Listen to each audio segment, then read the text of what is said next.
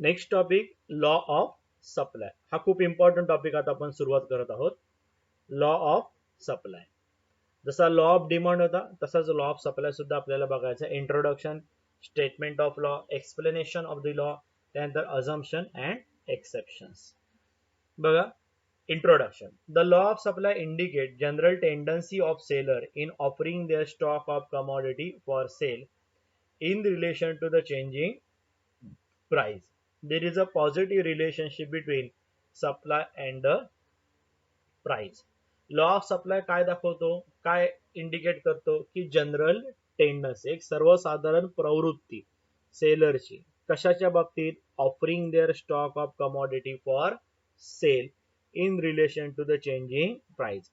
म्हणजे जे काही सेलर काय करतो, offering their stock of commodity for sale in relation to changing price. Law of supply काय इंडिकेट करतो की जनरल टेंडन्सी, सर्वसामान्य वृत्ती सेलरची, जी कमोडिटी तो काय करतो, विकतो, ती विकताना तो जशी प्राइस बदलते तशी तशी क्वांटिटी ऑफ सेल सुद्धा काय होते, बदलते. त्या ती जी टेंडन्सी आहे तीच आपल्याला लॉ ऑफ सप्लाय मधून आपल्याला काय करता येते, स्टडी करता येते.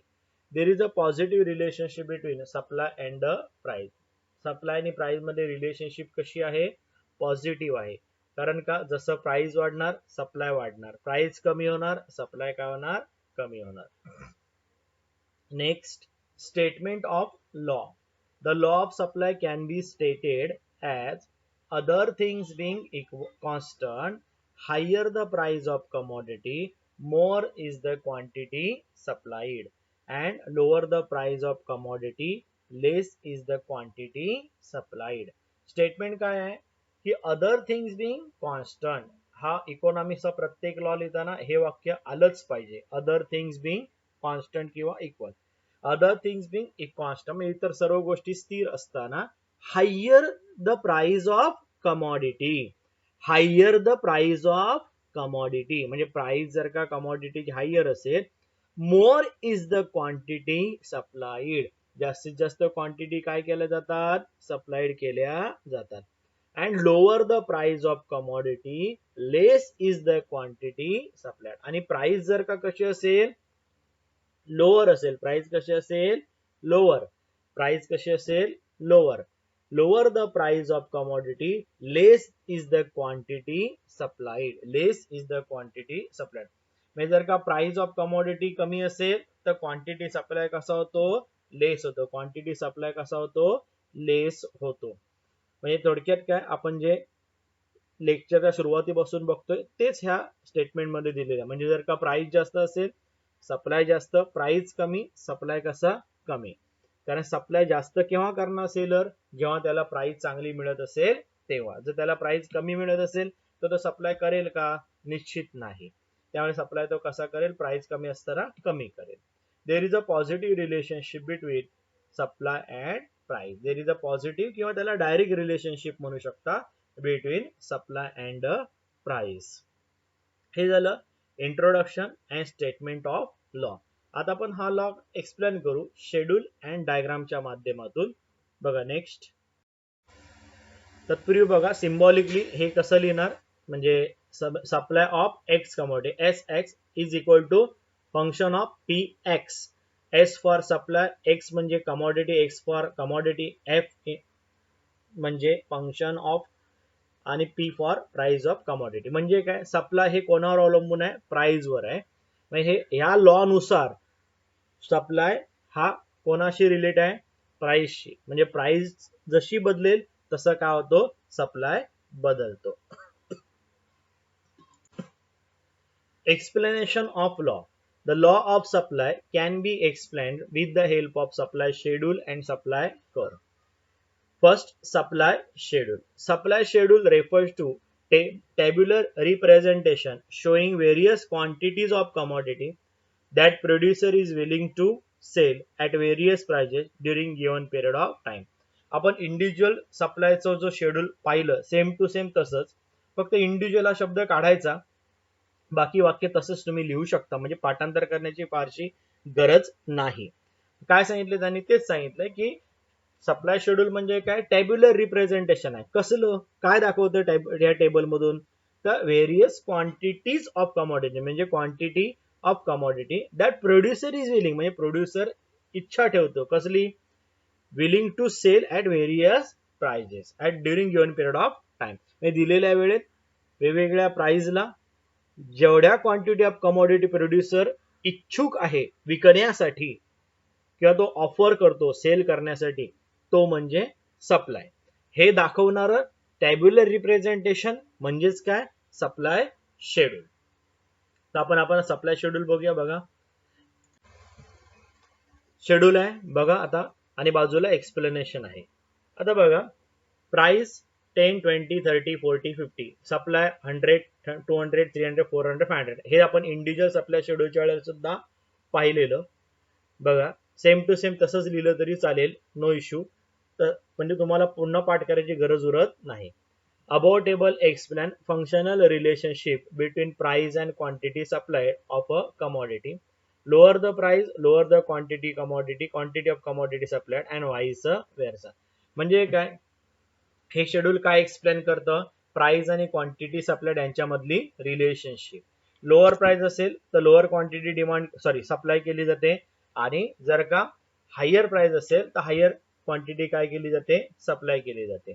At lowest price ₹10 supply is also lowest, that is at 100 kg. At highest price of ₹50 quantity supplied is highest at 500 kg. At highest price of 50 quantity supplied is highest at 500 kg. म्हणजे काय की price highest असेल तर quantity supply कशी असते, highest, that is 500 kg. म्हणजे highest quantity supplied highest quantity supplied highest प्राइसला केली जाते. म्हणजे ₹50 प्राइस असताना सप्लाय बघा 500 kg आहे. ₹10 प्राइस असताना सप्लाय किती आहे, 100 kg आहे. There is a positive relationship between supply and price. म्हणजे दोघांमध्ये रिलेशनशिप कशी दाखवली आहे, पॉझिटिव्ह. सप्लाय आणि प्राइस मध्ये रिलेशनशिप कशी आहे, पॉझिटिव्ह आहे. जेवढी जास्त प्राइस तेवढा सप्लाय कसा जास्त. हे शेड्यूल मी तुम्हाला आताच एक्सप्लेन केलेलं थोड्या वेळापूर्वी, लेक्चरच्या सुरुवातीला आपण हे एक्सप्लेन केलेलं आहे. आता आपण बघूया diagram. Next supply curve. It is a graphical presentation of supply schedule. Diagram दिलेला आहे, सेम इंडिव्हिज्युअल सप्लाय शेड्यूलचा होता तोच डायग्राम आहे ते. In the above diagram quantity supplied is shown on the X axis, price on the Y axis. Supply curve SS slope upward from left to right.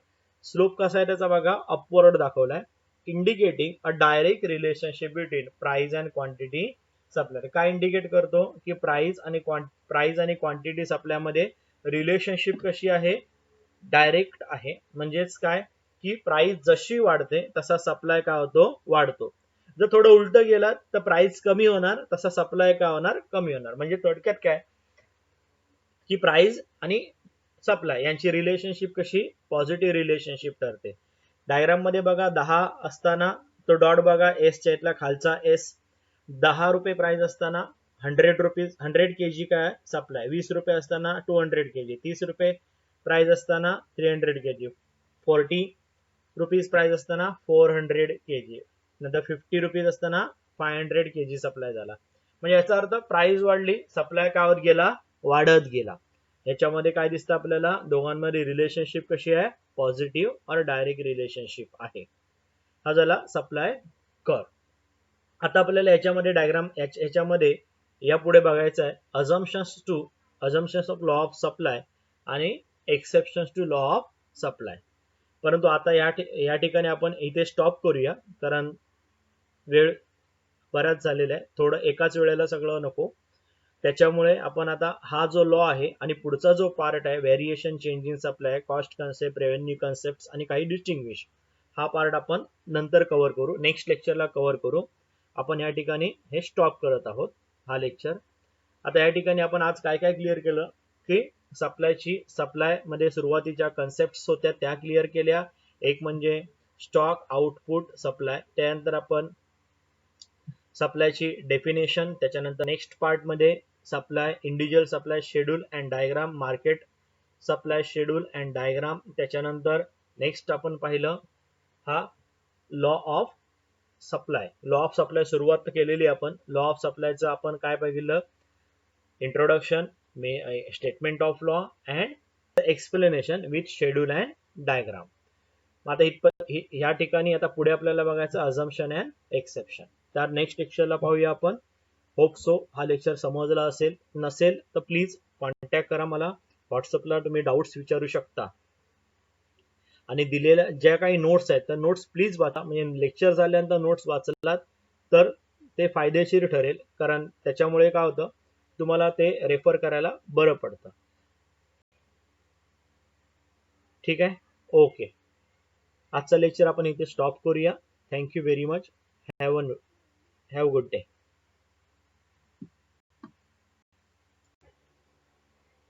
Next topic, assumptions of law. Like other economic law, law of supply is also conditional in nature. It is based on certain assumption. इतर economic law प्रमाणे law of supply सुद्धा कसा आहे, conditional in nature. It is based on certain assumption. First, cost of production is unchange. यानुसार पहिलं काय सांगितलं त्यांनी की कॉस्ट ऑफ प्रोडक्शन कसं राहिलं पाहिजे, अनचेंज. कॉस्ट म्हणजे खर्च, प्रोडक्शनचा म्हणजेच उत्पादनाचा खर्च कसा राहिला पाहिजे, अनचेंज, बदलता कामा नाही, म्हणजे कमी जास्त होता कामा नाही. तरच लॉ ऑफ सप्लाय व्हॅलिड ठरू शकतो. It is assume that there is no change in the cost of production. If the cost of production increases along with the rise in price of product, then producer will not produce more product and reduce the supply even at a rising prices and vice versa. It is assumed that there is a no change in the cost of production.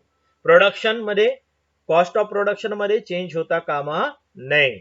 If cost of production increases, cost of production काय झालं, increase झालं along with the rise in the price of product, then producer will not produce more product. म्हणजे जेवढं जर का production काय झालं, cost of production काय झालं, इन्क्रीज झालं along with the rise in the price of product, then producer will not produce more product. जेवढं कॉस्ट ऑफ प्रोडक्शन काय होणार, वाढणार, तेवढं काय होणार, प्रोड्युसर प्रोडक्शन करणार नाही. मग इवन प्राइस वाढत असेल तरी सुद्धा तो प्रोडक्शन करणार नाही, कारण जेवढं प्रोडक्शन करणार तेवढं त्याचा प्रोडक्शनसाठी येणारा खर्च काय जाणार, वाढत जाणार. मग तो प्रोडक्शन करेल का, नाही. He will not, the producer will not produce more product and reduce the supply even at a rising prices. तो सप्लाय काय करेल, रिड्यूस करेल. हे वाक्य खूप महत्वाचं आहे बघा. तो काय करेल, सप्लाय काय करेल, रिड्यूस करेल even at a rising prices. म्हणजे सपोज इवन जरी त्याच्या प्रोडक्टला प्राइजेस वाढत असतील तरी सुद्धा तो सप्लाय करणार नाही, जे काय आहे लॉच्या विरुद्ध आहे. कारण लॉ काय सांगतो, प्राइस वाढल्या की सप्लाय काय होणार, वाढणार. प्राइस वाढले की सप्लाय काय होणार, वाढणार. परंतु इथे काय होतंय, की प्राइस वाढल्या तरी सप्लाय काय होतोय, कमी होतोय. सप्लाय काय होतोय, कमी होतोय. म्हणजे लॉच्या काय गेलं, विरुद्ध. Same to same vice versa म्हणजे काय, तर समजा सपोज कॉस्ट ऑफ प्रोडक्शन जेवढं प्रोडक्शन करणार तेवढा कमी होत आहेत, म्हणजे सप्लायर काय करेल, भरमसाठ प्रोडक्शन करेल, भरपूर प्रोडक्शन करेल. कारण तो जेवढं जास्त प्रोडक्शन करतोय तेवढी त्याची कॉस्ट कशी लागते, कमी लागते. त्याच्या उत्पादनाचा खर्च कसा येतोय, कमी येतोय. त्याच्यामुळे काय होणार की तो भले प्रोडक्शन करेल, कॉस्ट कमी आहे, त्यामुळे भले प्राइस कमी मिळाली तरी सुद्धा चालेल, पण तो प्रोडक्शन करून सप्लाय करायला तयार होईल. म्हणजे इथे काय झालं, सप्लाय जास्त होतोय even at a falling price. म्हणजे सप्लाय खरं म्हणजे प्राइस कमी झाल्यावर कमी झाला पाहिजे, परंतु इथे काय होईल, कॉस्ट ऑफ प्रोडक्शन कमी आल्यामुळे सप्लाय काय होतोय, वाढतोय, जे लॉच्या काय विरुद्ध आहे. म्हणूनच पहिला अजून काय केलंय लॉने, की कॉस्ट ऑफ प्रोडक्शन चेंज होता कामा नाही. Cost of production is unchange. म्हणजे कॉस्ट ऑफ प्रोडक्शन बदलता कामा नाही, नाही तर लॉ व्हॅलिड ठरणार नाही. हे झालं first assumption. Second, next no change in the technique of production. Technique म्हणजे काय, तर तंत्रज्ञान. प्रोडक्शनची टेक्निक म्हणजे प्रोडक्शनचं तंत्र बदलता कामा नये. It is also assume that technique of production does not change. Improved technique of production may lead to an increase in production. This in turn may lead to an increase in supply at the same price. म्हणजे काय की technique of production सुद्धा बदलता कामा नये. कारण technique of production बदलली, जर का सपोज टेक्निक काय झाली, इम्प्रूव्ह झाली, मग काय होणार की प्रोडक्शन काय होणार, इन्क्रीज होणार. प्रोडक्शन काय होणार, इन्क्रीज होणार. This in turn may lead to an increase in supply at the same price. आणि त्याच्यामुळे सप्लाय काय होणार रे, वाढणार. कारण प्रोडक्शनची टेक्निक चांगली झाली तर साहजिकच आहे प्रोडक्शन काय होणार, वाढणार. आणि खर्च सुद्धा खरं म्हणजे कसा येणार, कमी येणार. आणि आपण खर्च कमी आला तर पहिल्या पॉइंट मध्ये पाहिलं की खर्च कमी आला तर सप्लाय काय होतो, ऑब्विसली वाढवला जातो. म्हणजे त्यामुळे काय होणार, this is turn may lead to increase in supply at the same price. म्हणजे सेम प्राइसला सुद्धा काय होतो, सप्लाय काय होऊ शकतो, वाढू शकतो. म्हणून टेक्निक ऑफ प्रोडक्शन सुद्धा बदलता कामा नये. Next, no change in the price of other product. इतर प्रोडक्टची प्राइस सुद्धा बदलता कामा नये. Price of other product should remain constant. Price of other product should remain constant. If other product rises, price of other product rises fast than supplier's product, then supplier would not like to supply his product. He will change his product line. This will affect the supply. म्हणजे काय, suppose दोन supplier आहेत, दोघांची products वेगळी आहेत. एका सप्लायरचं प्रोडक्टचं demand खूप जास्त प्रमाणात वाढत आहे. साहजिकच आहे जो सप्लायर ज्याचं प्रोडक्टचं डिमांड वाढत नाहीये, ज्याच्या प्राइजेस, सपोज दोन प्रोडक्ट आहेत, दोन प्रोडक्ट मधली एका प्रोडक्ट, दोन सप्लायर आहेत, दोन प्रकारचे प्रोडक्ट विकतायत. एका टाइपच्या प्रोडक्टची प्राइस खूपच वाढते आणि मार्केटमध्ये त्याला मान्यता मिळते. म्हणजेच काय होणार की ज्या सप्लायरची प्राइस वाढत नाहीये तो काय करणार नाही, तो सप्लायरचं काय होणार, then supplier would not like to supply his product. He will change his product line. Suppose A आणि बी अशा दोन कमोडिटी आहेत. ए कमोडिटी विकणारा जो आहे त्याची प्राइस खूप झपाट्याने वाढत आहे, खूप चांगल्या प्रकारे वाढत आहे. मग बी प्रोडक्ट वाला जो सप्लायर आहे तो काय म्हणणार की ए ची प्राइस सातत्याने वाढते, बी चा सप्लाय करून आपल्याला फारसा फायदा होत नाही आहे. मग तो काय करणार की तो सुद्धा बी चा सप्लाय करणं सोडून देणार. कदाचित तो काय करेल, ए चा सप्लाय करायला लागेल. मग अशा वेळेला ए चा सप्लाय भरपूर वाढेल, बी चा सप्लाय कमी होईल. किंवा सपोज त्याने दुसरीच लाईन पकडली, दुसरंच काही सप्लाय करण्याचं, म्हणजे बी चा सप्लाय काय झाला, कमी झाला. का तर त्या वस्तूची प्राइस काय होते, सेम आहे, परंतु दुसऱ्या वस्तूंची प्राइस काय होते, बदलते, वाढते. त्याच्यामुळे ह्या बी कमोडिटीच्या सप्लायरने सप्लाय काय केला, कमी केला. दिस विल अफेक्ट द सप्लाय. त्यामुळे सप्लायर काय झाला, परिणाम झाला. काय सांगितलं पुन्हा बघा. सपोज ए आणि बी अशा दोन प्रोडक्ट आहेत. ए आणि बी मध्ये दोन प्रोडक्ट आहे. ए ची प्राइस ही सातत्याने वाढत आहे. बघा, if the price of other product म्हणजे से ए बघूया आपण. Other product rises very fast than suppliers product, म्हणजे आपण ज्या सप्लायरचं बोलतो तो सप्लायर सपोज बी प्रोडक्ट विकत असेल तर than the supplier's product, then तो बी नावाचा बी प्रोडक्टचा जो सप्लायर आहे then supplier would not like to supply his product. तो बी प्रोडक्ट सप्लाय करायला मागणार नाही. He will change his product line. तो काय करेल, बीचं प्रोडक्शन बंद करेल, कदाचित दुसऱ्या काहीतरी उद्योगधंदा सुरू करेल. म्हणजे बीचा सप्लाय काय झाला, प्राइस सेम असताना सुद्धा काय आला, थांबला. दिस विल अफेक्ट द सप्लाय. म्हणजे अशा प्रकारे सप्लायला काय झालं, अफेक्ट झालं. म्हणजे म्हणूनच इथे काय होतं, लॉ व्हॅलिड ठरत नाही.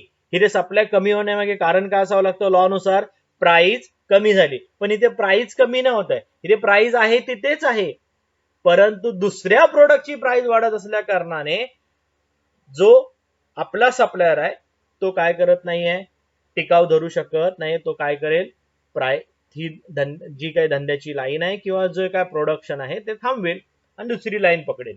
म्हणजे इथे काय झालं, लॉ व्हॅलिड ठरला नाही. म्हणून काय सांगितलं की no change in the price of other product, हे एक अझम्पशन आहे. Next, no speculation. स्पेक्युलेशन म्हणजे अंदाज वर्तविणे, भविष्यातला अंदाज वर्तविणे, अंदाज वर्तविणे. आपण डिमांडच्या वेळेस सुद्धा हा पॉइंट पाहिलेला असत. If supplier expect further rise in price in future, then he would like to supply his product less and vice versa. So there should not be any speculation. आता सप्लायरला एक्सपेक्ट आहे further rise in price in future, भविष्यामध्ये तो जे product विकतोय त्याची price खूप वाढणार आहे. Then he would not like to supply his product, he would like to supply his product less म्हणजे कमी. म्हणजे सपोज आता एखादा प्रोडक्ट तो 10 रुपयाला विकत आहे, त्याला असं कळलं की ऑगस्ट मध्ये आपल्या प्रोडक्टला 25 रुपये किंमत मिळणार आहे. किती, आता 10 किंमत आहे त्याच्या प्रोडक्टची, ऑगस्ट मध्ये सपोज 25 रुपये मिळणार आहेत त्या प्रोडक्टला, त्या प्रोडक्टची प्राइस काय होणार आहे, वाढणार आहे. मग आता तो काय करेल, सप्लाय करेल का, नाही. इवन आता जर का त्याच्या प्रोडक्टला 15 रुपये प्राइस मिळत असेल, म्हणजे प्राइस वाढत असेल, तरी तो सप्लाय काय करेल, लेस करेल. सप्लाय काय करेल, कमी करेल. म्हणजे हे काय झालं, इथे लॉच्या विरुद्ध गेलं. लॉ काय बोलतो, प्राइस कमी झाली, सप्लाय सुद्धा काय होणार, कमी होणार.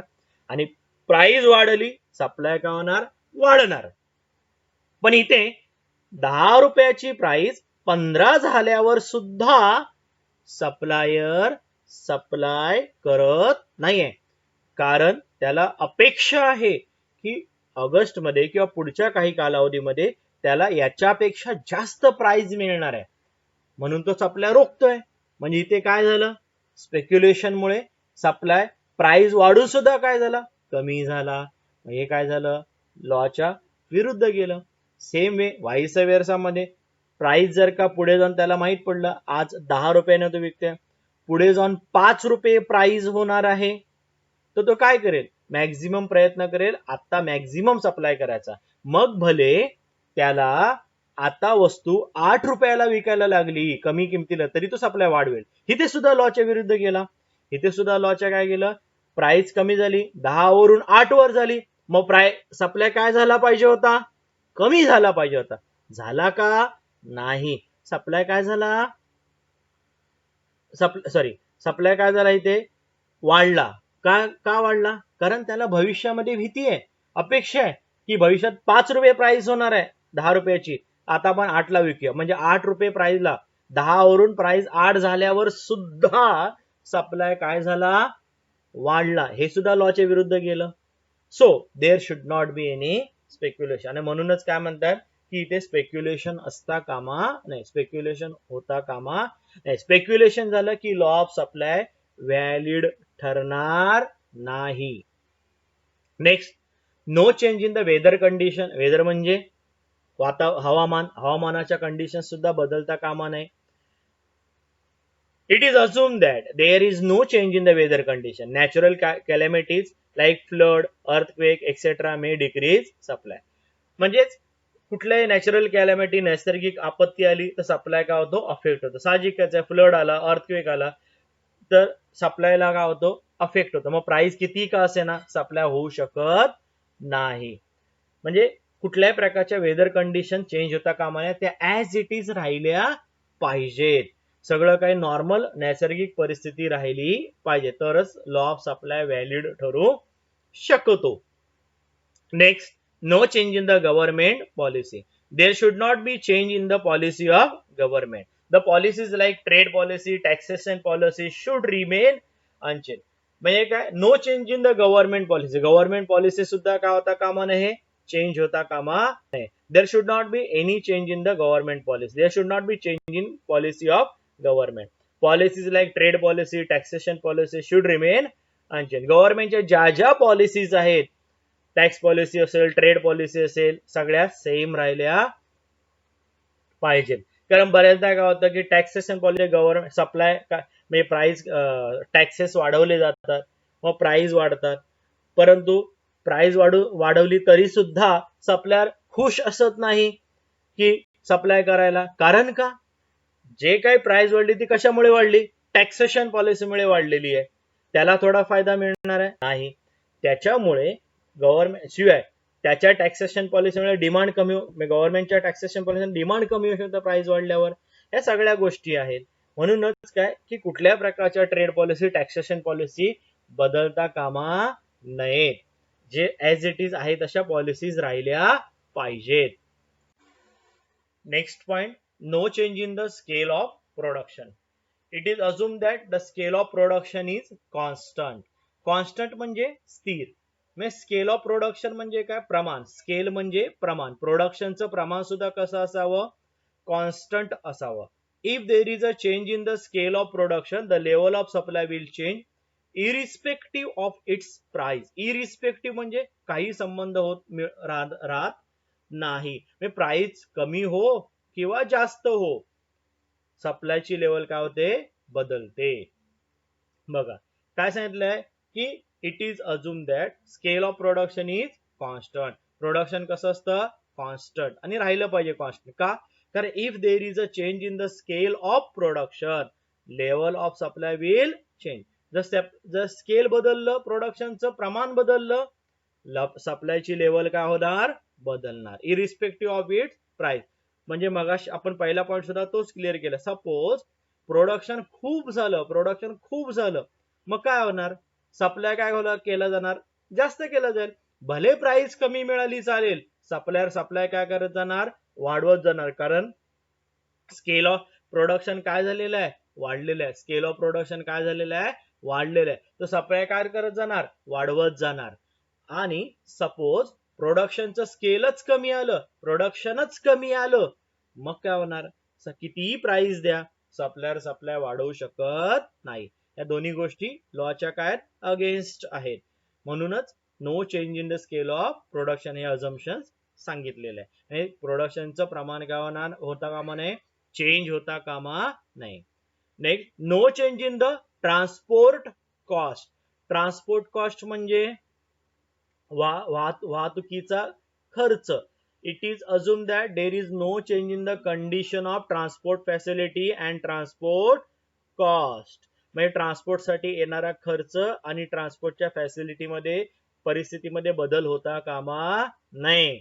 For example, better transport facility increase the supply at the same price. म्हणजे काय की सपोज एखाद्या सप्लायरला सप्लाय करताना ट्रान्सपोर्ट कॉस्ट 100 रुपये येत होती एका वेळेला, परंतु तेवढंच मटेरियल आणायला सपोज आता त्याला 50 रुपये प्राइस येत असेल, कॉस्ट येत असेल, तर सप्लाय काय करणार? सेम प्राइसला वाढवणार. कारण त्याला ट्रान्सपोर्टची फॅसिलिटी चांगली मिळाली. आणि त्याच्या उलट सपोज ट्रान्सपोर्ट फॅसिलिटी खराब मिळाली तर काय होणार? तो ट्रान्सपोर्टची कॉस्ट सुद्धा काय होणार? प्राइस मध्ये ऍड होणार. म्हणजे या गोष्टी आहेत की ट्रान्सपोर्ट फॅसिलिटी बदलता कामा नये. मग ते लॉच्या विरुद्ध जातं. कारण आता इथे एक्झाम्पल दिलं बघा, बेटर ट्रान्सपोर्ट फॅसिलिटीमुळे काय होणार की सप्लायर काय होणार? भले प्राइस कमी मिळाली चालेल, कारण तो कशामधून थोडी वसूल करणार? ट्रान्सपोर्ट कॉस्ट जी कमी लागली आहे ना त्याला, त्याच्यावरून त्याचा बाकीचा प्राइस जी कमी राहील त्याच्यावरून कव्हर होणार. किंवा तो सेम प्राइसला सुद्धा सप्लाय भरपूर करायला बघेल, कारण त्याला त्याची जी कॉस्ट आहे ट्रान्सपोर्टची ती काय होईल? कमी होते. म्हणजे याचा अर्थ काय की इथे सुद्धा काय लॉच्या विरुद्ध जाण्याची शक्यता आहे. म्हणून ट्रान्सपोर्ट कॉस्ट चेंज होता कामा नये. नेक्स्ट, आता आपण पाहूया exceptions to law of supply. First, supply of labour. In case of labor, it has been seen that as the wage rate rises, labor supply also rises. Labor supply काय होतो? Rises up to a point. नाही समजा wage rate वाढल्या तर लेबरचा supply सुद्धा काय होतो? वाढतो. But up to a point. याचा अर्थ काय की लेबरचं जसं जसं आपण पेमेंट वाढवतो, त्यांच्या वेजेस वाढवतो, तसं लेबर जास्तीत जास्त काम करतो, म्हणजे लेबरचा सप्लाय काय होतो? वाढतो.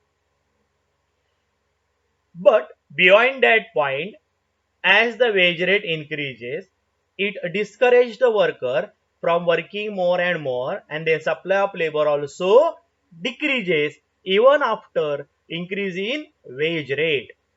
परंतु एका सर्टन लिमिट नंतर काय होतं की इट डिस्करेज वर्कर, जेवढे वेज रेट वाढणार, जेवढी मजुरीचा रेट, जेवढा मजुरी आहे ती मजुरी का होणार वाढणार. वेज रेट म्हणजे मजुरीचा दर म्हणजे मजुरी, वेज म्हणजे मजुरी, त्या वर्करची मजुरी वाढणार तेवढा ते डिस्करेज होणार, म्हणजे त्यांना काम करावंसं वाटणार नाही. Discourage worker from working more and more, then supply of labor also decreases even after increasing the wage rate. मग अशा वेळेला काय होतं, even after increasing wage rate, even after increasing wage rate, supply काय होतो, कमी होतो. सप्लाय काय होतो, कमी होतो. This is an exception to law of supply. आणि हे काय ठरतं, एक्सेप्शन ठरतं. हे कसं काय घडतं तर बघा, एका सर्टन लिमिट नंतर वेज वाढल्या, म्हणजे जोपर्यंत माणसाला गरज असते भरपूर त्यापर्यंत तो काम करतो. एकदा वेज रेट किंवा पगार भरपूर झाला, पुरेसा पगार झाला, किंबहुना जेवढा मिळायला पाहिजे किंवा जेवढ्या गरजा आहे गरजेपेक्षा अधिक पेमेंट मिळायला लागलं, साहजिकच वर्कर जो आहे तो काय बोलतो, आता मला इनफ मिळतंय, मग मी काय करतो, थोडं काम कमी केलं तरी सुद्धा चालेल. आणि त्यानुसार मग तो काय करतो, कधी कधी काम कमी करतात. आणि मग काय होतं की ही जी आहे ही जी गोष्ट आहे ही काय ठरते, लॉला एक्सेप्शन. म्हणजे लॉ काय म्हणतो की जसं जसं तुमचं लेबरच्या वेजेस वाढवल्यात तर काय वाढलं पाहिजे, लेबरचा सप्लाय वाढला पाहिजे. परंतु तसं होत नाही. लेबरचा सप्लाय का होत नाही, वाढला, वेजेस तरी वाढल्या तरी लेबरचा सप्लाय एका सर्टन लिमिट पर्यंत वाढतो, परंतु त्याच्यानंतर तो वाढत नाही. तुम्ही जेवढा वेजेस वाढवणार तेवढा लेबरचा सप्लाय काय होणार, कमी होणार त्याच्यानंतर. हे लॉला काय ठरतं, मग एक्सेप्शन ठरतं. हे आपण एक्सेप्शन डायग्रामच्या माध्यमातून आता एक्सप्लेन करूया. डायग्राम सुद्धा काढणं खूप महत्वाचं आहे या सप्लाय ऑफ लेबरच्या पॉइंटला. बघा तर समोर बघा तुमच्या सप्लाय शेड्यूल आहे आणि डायग्राम आहे.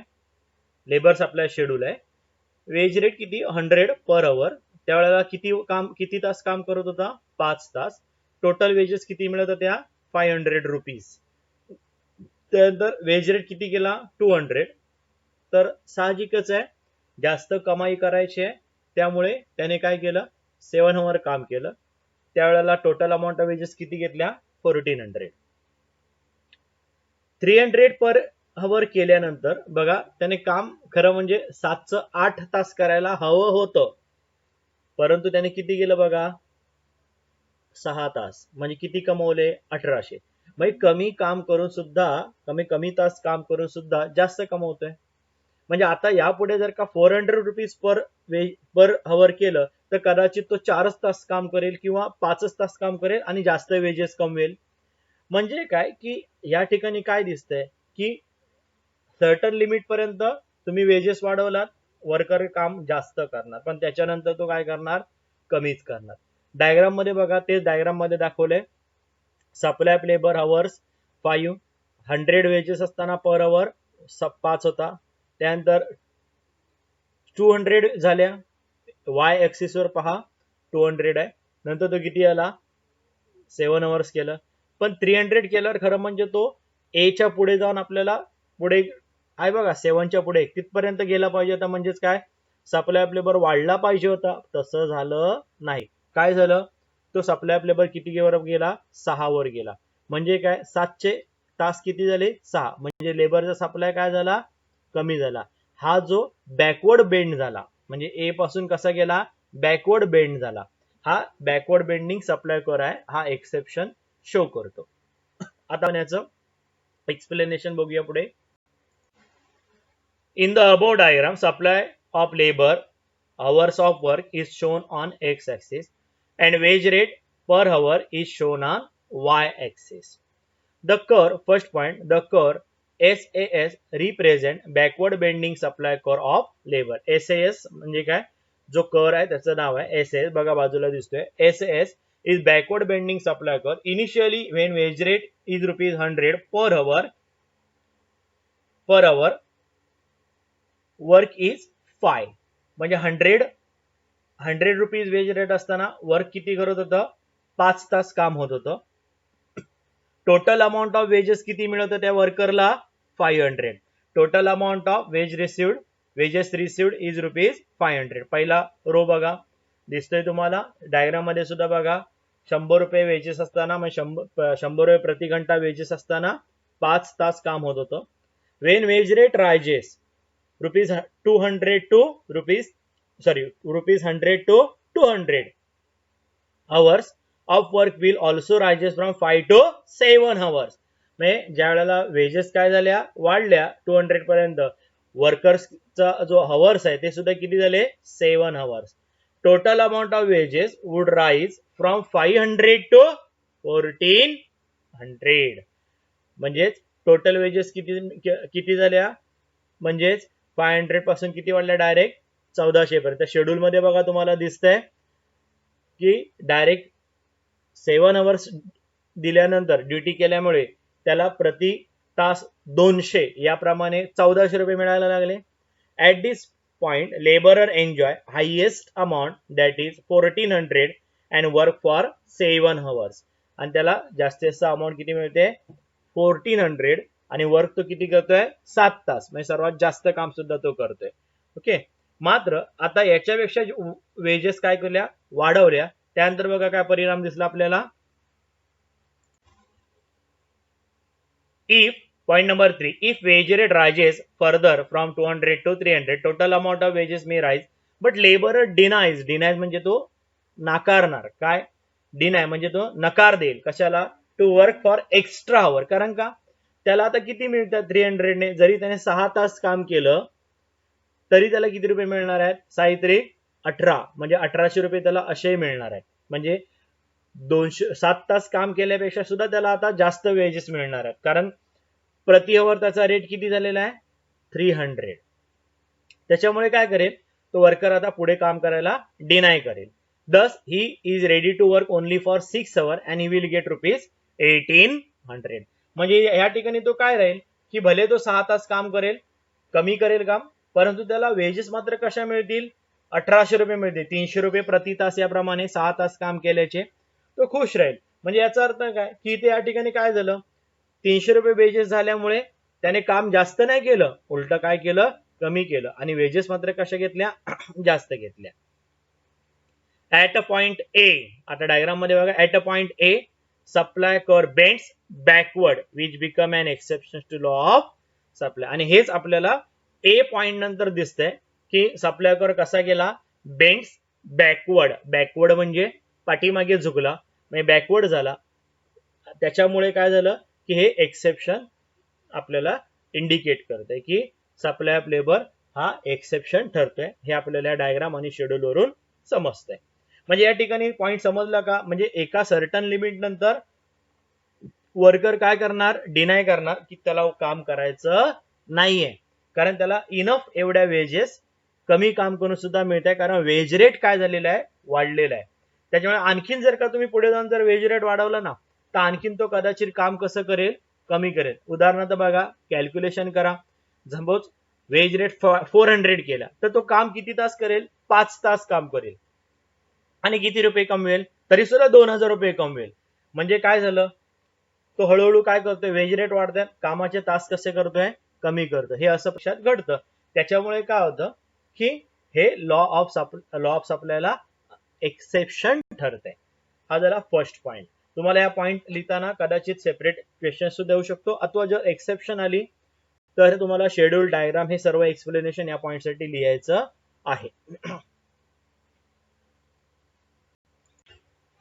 Next point number 2, agricultural goods.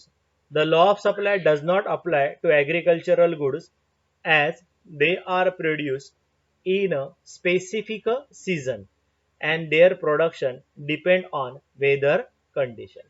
हा law of supply agriculture goods ला सुद्धा लागू होत नाही, कारण agriculture goods चा सप्लाय कशावर अवलंबून आहे स्पेसिफिक सीझन आणि त्यांचं प्रोडक्शन ऍग्रिकल्चर गुड्स कधी प्रोड्यूस होतं, त्या विशिष्ट सीझनला होतं आणि त्यांचं प्रोडक्शन कशावर डिपेंड आहे, weather condition. Due to unfavourable changes in weather if agriculture production is low there supply cannot be increase even at a higher price. म्हणजे काय की लॉ ऑफ सप्लाय काय सांगतो की जसं जर का प्राइस वाढली तर सप्लाय काय होतो, हमखास वाढतो. परंतु ऍग्रिकल्चरच्या बाबतीत असं घडत नाही. ड्यू टू अनफेवरेबल चेंजेस, समजा काही अनफेवरेबल चेंजेस आहेत, म्हणजे प्रतिकूल परिस्थिती निर्माण झाली वेदरमध्ये, म्हणजे त्या पर्टिक्युलर त्या त्या सीझनला, म्हणजे कधी पाऊसच मुसळधार पडला किंवा दुष्काळच पडला, पाऊसच पडला नाही, तर ऍग्रिकल्चर प्रोडक्शन कसं होतं, लो होतं. मग supply cannot be increase even at a higher price. मग अशा वेळेला सप्लाय काय होत नाही, हायर प्राइसला सुद्धा वाढत नाही. सप्लाय काय होत नाही, हायर प्राइसला सुद्धा वाढत नाही. कारण प्रोडक्शनच नाही झालं, तर ऍग्रिकल्चर गुड्सचं प्रोडक्शनच झालं नाही, ते पीक आलंच नाही, तर प्रोडक्शन कसं होणार, सप्लाय कसं होणार, होऊ शकत नाही. म्हणून काय की ऍग्रिकल्चर गुड्सच्या बाबतीत लॉ ऑफ सप्लाय काम करत नाही, ऍप्लिकेबल ठरत नाही. लॉ ऍग्रिकल्चर गुड्सच्या बाबतीत ऍग्रिकल्चर गुड्स हे काय आहेत, एक्सेप्शन्स आहेत लॉ ऑफ सप्लायला. Next, urgent need for cash. If seller is in urgent need for hard cash, he may sell his product at which may even below if the seller is in urgent need for hard cash, he may sell his product even below the market price. मग काय करेल, तो त्याचा product market प्राइसच्या पेक्षा सुद्धा कमी किमतीला विकून टाकेल. का, कारण त्याला काय असते, गरज आहे. समजा त्याला खूप अर्जन्सी आहे, कॅशची काही गरज आहे, तर अशा केस प्राइस कडे बघणार नाही. तो काय करेल, भले प्राइस कमी असेल, सप्लाय वाढवेल, म्हणजे सप्लाय करेल आणि वस्तू विकून टाकेल. म्हणजे हे काय झालं, एक्सेप्शन झालं. मग या ठिकाणी सुद्धा लॉ ऑफ सप्लाय काम करणार नाही. लॉ ऑफ सप्लायच्या काय आहे, विरुद्ध आहे. Next point, perishable goods. The vegetable and fruits are perishable goods. As their durability is very short, the seller is forced to dispose of such goods even at a low prices, otherwise he incur loss. The vegetable and fruits are perishable goods. Vegetable आणि fruits काय आहेत, perishable goods आहेत. As their durability is very short, त्यांची durability म्हणजे टिकाऊपणा कसा असतो, खूपच कमी असतो. Seller is force to dispose of such goods even at a low prices. मग सेलरला काय होतं, फोर्स, दबाव येतो डिस्पोज ऑफ करायला, म्हणजे ते वस्तू संपवायला बघतो तो, such goods even at a low prices, otherwise he incur loss. कारण नाही तर त्याला काय होणार आहे, लॉस होणार आहे. कारण का, आता फ्रुट्स, व्हेजिटेबल, इवन फिश सुद्धा, ह्या वस्तू जर का पेरिशेबल, ह्या वस्तू पेरिशेबल असतात, ह्या वस्तू जर का ठेवल्या अशाच न विकता त्याने, तर काय होणार, त्या सडणार किंवा खराब होणार, मग त्याची शून्य किंमत. मग अशा वेळेला त्या लॉस मध्ये जाणार. मग त्यापेक्षा सेलर काय विचार करतो की भले 100 रुपयाची वस्तू आहे, तर ती तो काय करतो, 50 ला विकायला तयार होतो. का, कारण 50 तर 50, नाही तर ती जर का दुसऱ्या दिवशी किंवा आणखीन थोडे दिवस ठेवली तर काय होणार, खराब होणार, मग त्याची किंमत किती होणार, 0.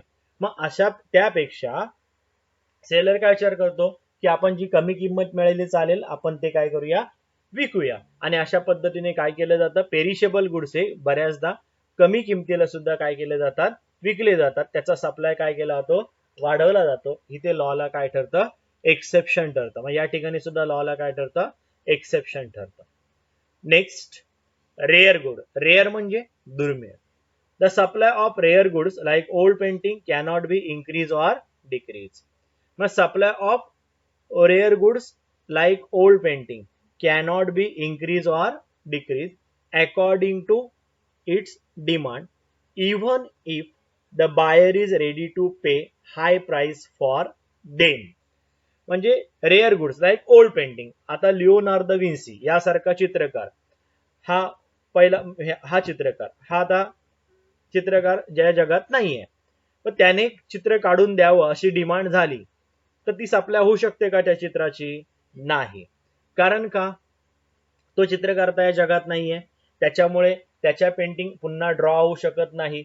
मग त्याचा सप्लाय कसा आहे, इवन कितीही प्राइस दिली कोणीही तरी होऊ शकतो का, नाही. म्हणजे या ठिकाणी काय झालं की बायर कितीही समजा जर का पैसे द्यायला तयार असेल, कितीही प्राइस चांगली द्यायला तयार असेल आणि तो समजा ओल्ड पेंटिंग मागत असेल, म्हणजे एखाद्या मेलेल्या जो स्वर्गवासी झालेला आहे एखादा पेंटर किंवा असा काही कलाकार, तर त्याच्या हातून बनवलेली वस्तू किंवा पेंटिंग त्याला बायरला मिळेल का, नाही. म्हणजे या ठिकाणी काय झालं, हायर प्राइस असताना सुद्धा सप्लाय काय झाला का, नाही, सप्लाय झाला नाही. म्हणजे हे काय केलं, लॉच्या विरुद्ध केलं. लॉ काय सांगतो, हायर प्राइस सप्लाय जास्त. इथे तसं होत नाही. प्राइस हायर असून सुद्धा ओल्ड पेंटिंग सप्लाय होऊ शकत नाही, किंवा रेअर गुड्स जे आहे, जे आता दुर्मिळ आहे, अशा वस्तूचा सप्लाय होऊ शकत नाही. नेक्स्ट, फ्युचर एक्सपेक्टेशन्स, भविष्यातील अपेक्षा. The supplier will supply less at present even at a high price when he expect further rise in future, further rise in price in future and vice versa. Supplier हा supply सध्या कमी करेल जर का त्याला अपेक्षा आहे भविष्यात जाऊन प्राइस काय होणार आहे, वाढणार आहे. मग तो आता सप्लाय करणार का, नाही. मी मगाशी एक्झाम्पल दिले तुम्हाला स्पेक्युलेशनच्या वेळेला, की जर का त्याला अपेक्षा आहे की आता 10 रुपयाच्या प्राइसची प्राइस ही आहे ती 25 रुपये होणार आहे, आपण ती वस्तू जो विकत आहे त्याची, तर तो आता इव्हन 15ला जरी कोणी घ्यायला आलं तरी तो करणार का सप्लाय, नाही करणार. तो काय, ठेवूया वस्तू 25ला, नंतर थोड्या दिवसांनी विकूया. म्हणजे इथे काय झालं, प्राइस वाढून सुद्धा सप्लाय काय झाला, कमी झाला. मग ते काय, लॉला एक्सेप्शन ठरतं. तसंच उलट प्राइस समजा 5 होणार आहे 10ची पुढच्या महिन्यामध्ये, सप्लायर काय करेल, भले आता 10ची प्राइस 8ला विकायला लागले चालेल, तो 8ला ती 7 रुपयाला ती वस्तू विकून मोकळा होईल. कारण का, पुढे जाऊन 5 रुपये विकण्याच्या आता बरं 7ने किंवा 8ने विकणं. म्हणजे इथे काय झालं, प्राइस कमी होऊन सुद्धा सप्लाय काय झाला, वाढला. हे सुद्धा लॉला काय ठरलं, एक्सेप्शन ठरलं. हे झाले exception to law of supply. आता आपण नेक्स्ट टॉपिक कडे वळूया, that is variation in supply and change in supply. जसं चेंज इन डिमांड आणि व्हेरिएशन इन डिमांड शिकलो तसंच आता सप्लायचं सुद्धा आपल्याला विथ डायग्राम्स आपल्याला एक्सप्लेन करायचं आहे. Variation in supply, due to change in price supply changes, it is called as a variation in supply. म्हणजे काय, की सप्लायचे जे डिटर्मिनंट्स आहेत त्या डिटर्मिनंट्स आपण पाहिले, त्या डिटर्मिनंट्स पैकी फक्त प्राइस मुळे जर का सप्लाय बदलला तर त्याला म्हणतात variation in supply. In case of variation in supply other factor remain constant. इतर फॅक्टर कसे राहतात, कॉन्स्टंट राहतात. Only price determine the supply. म्हणजे फक्त कोण डिटरमाइन करतं, प्राइस. प्राइस मुळेच सप्लाय काय होतो, बदलतो. आयदर तो कमी होतो किंवा जास्त होतो, तर त्याला व्हेरिएशन असं म्हणतात. Expansion of supply and contraction of supply are the part of variation in supply. Expansion of supply and contraction of supply हे काय, व्हेरिएशन चे पार्ट आहेत. तर आपण एकामागोमाग आता बघूया. बघा, एक्सपान्शन ऑफ सप्लाय फर्स्ट बघूया. Expansion of supply, when price of commodity rises supply also rises. म्हणजे काय, एक्सपान्शन म्हणजे काय, विस्तार होणे. आपण डिमांडच्या वेळेला सुद्धा मी तुम्हाला सांगितलं एक्सपान्शन म्हणजे विस्तार होणे. प्राइस ज्या वेळेला राईज होते तेव्हा सप्लाय काय होतो, राईज होतो. म्हणजे when price of commodity rises supply also rises, it is called as a expansion of supply. म्हणजे प्राइस वाढली, साहजिकच आहे, प्राइस वाढली तर कोणाला पैसे जास्त मिळणार, सेलरला. मग सेलर काय करणार, सप्लाय काय करणार, वाढवणार. म्हणजे प्राइस वाढली की सप्लाय सुद्धा काय होतो, वाढतो. It is called as a expansion of supply. In case of expansion of supply, supply curve slope upward. Supply कर कसा होतो, स्लोप अपवर्ड. डायग्राम मध्ये बघा दिसतोय ना की सप्लाय कर कसा, एम टू एन बघा मुवमेंट दाखवली गेली आहे, अपवर्ड आहे.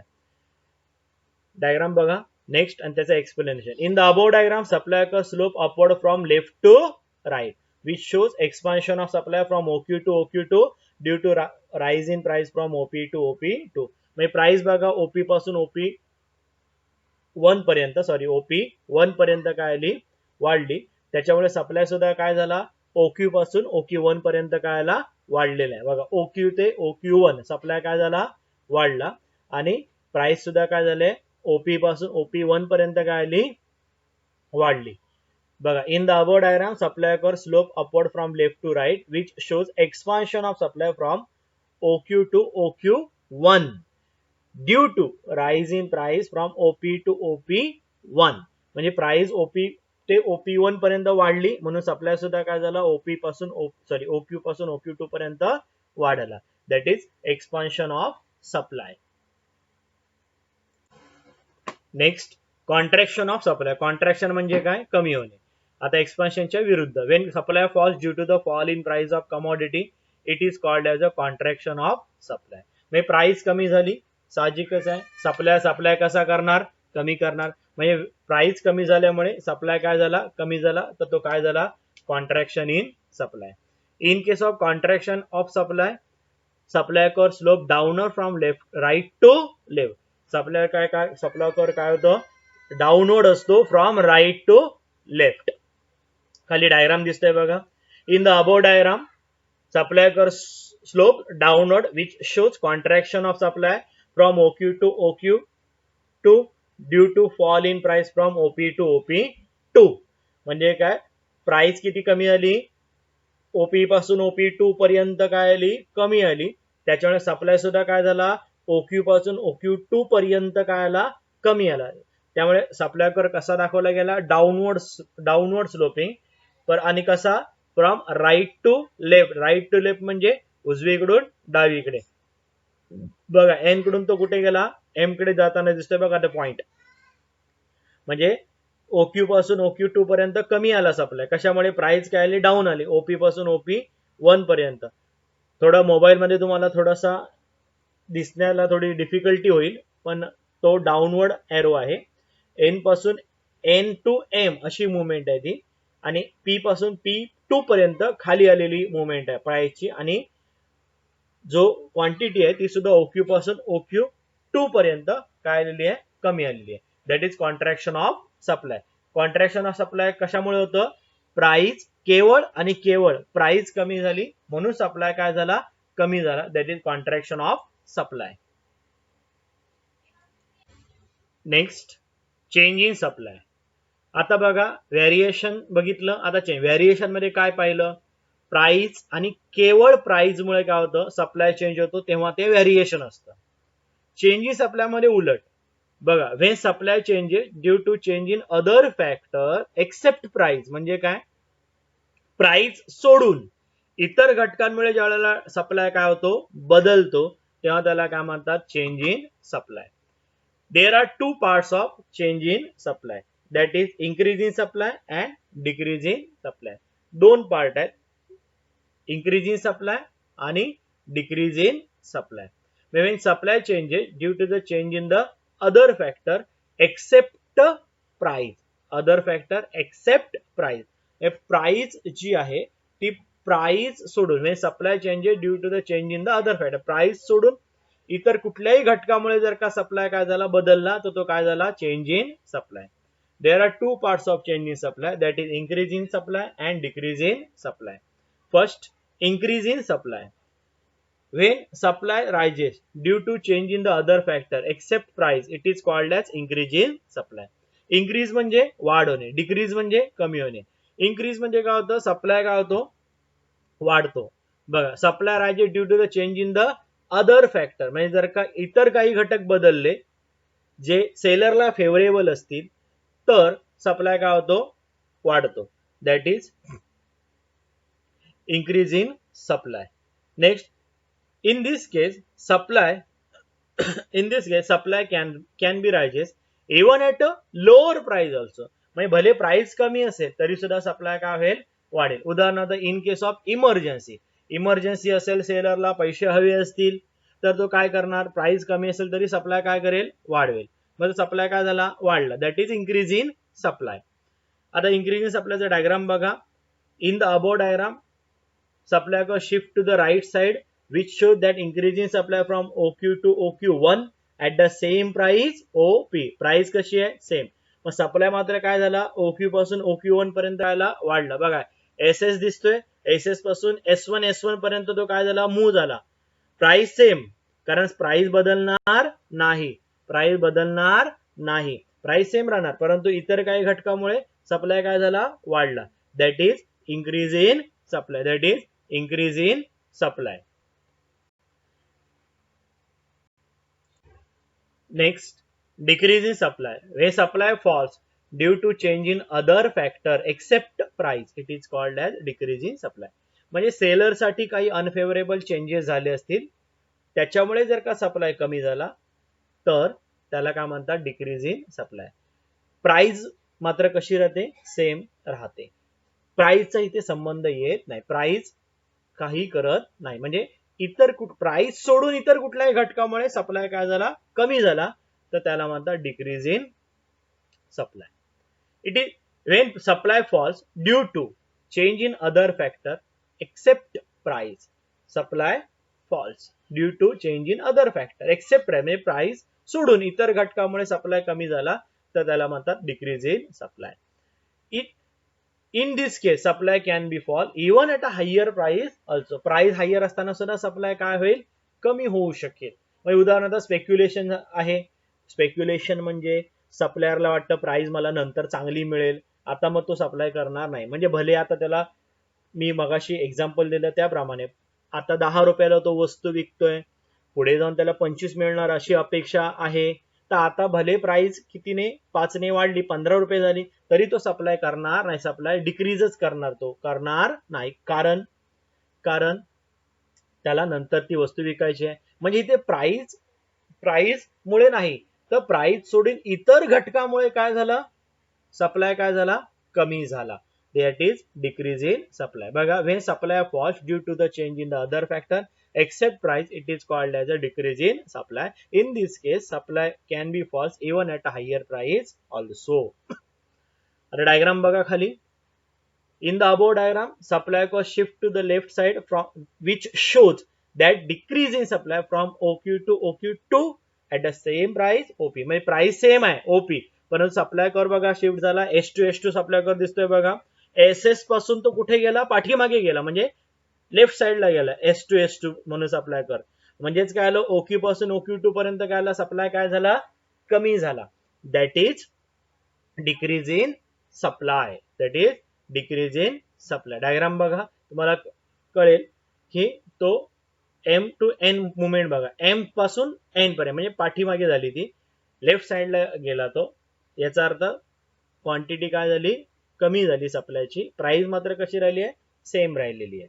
हा झाला डिक्रीज इन सप्लाय. तर या ठिकाणी आपण आज कुठला पूर्ण लॉ ऑफ सप्लाय कव्हर केलेला आहे. त्याच पद्धतीने व्हेरिएशन आणि चेंज इन सप्लाय हे पार्ट्स इथे कव्हर केलेले आहेत.